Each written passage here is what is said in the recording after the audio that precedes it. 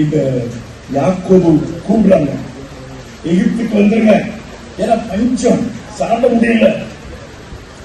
உடனே யாக்கோபும் அவருடைய 66 பிள்ளைகள், மனைவியுடைய பெயரை சேர்க்காம எல்லாரும் புறப்பட்டு எகிப்துக்கு போனாங்க. என்ன நினைச்சிருப்பாங்க? என் மகன் அங்க இருக்கான், ராஜாவுக்கு அடுத்த ஸ்தானத்துல இருக்கிறான், அங்க போய் நாங்க செழிப்பா இருக்க போகிறோம். உண்மைதான், கடவுளும் யாக்கோபுக்கு அதைத்தான் சொன்னார். யாக்கோபு, நீ பயப்படாத, எகிப்துக்கு போ என்று சொல்லியிருக்கார். ரொம்ப மகிழ்ச்சியா 66 பேர் பயணம் பண்றாங்க, ஒரு டீமா.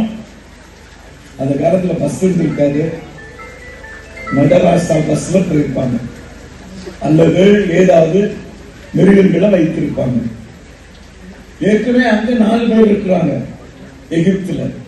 யாரெல்லாம்? யோசேப்பு, அவன் துணைவியர், 2 பிள்ளைகள். ஆக மொத்தம் யாக்கோபுடைய சந்ததி எத்தனை பேர்? 70 பேர் அங்க போய் சேர்ந்தாச்சு. அவங்க எதிர்பார்ப்பெல்லாம் எங்க வாழ்க்கை நல்லா இருக்கும், இனிமே எங்க வாழ்க்கையில பிரச்சனை கிடையாது. அதுவும் அவங்களுக்கு கொடுத்த இடம் எது? கோசேன், எகிப்திலேயே செழிப்பான பகுதி.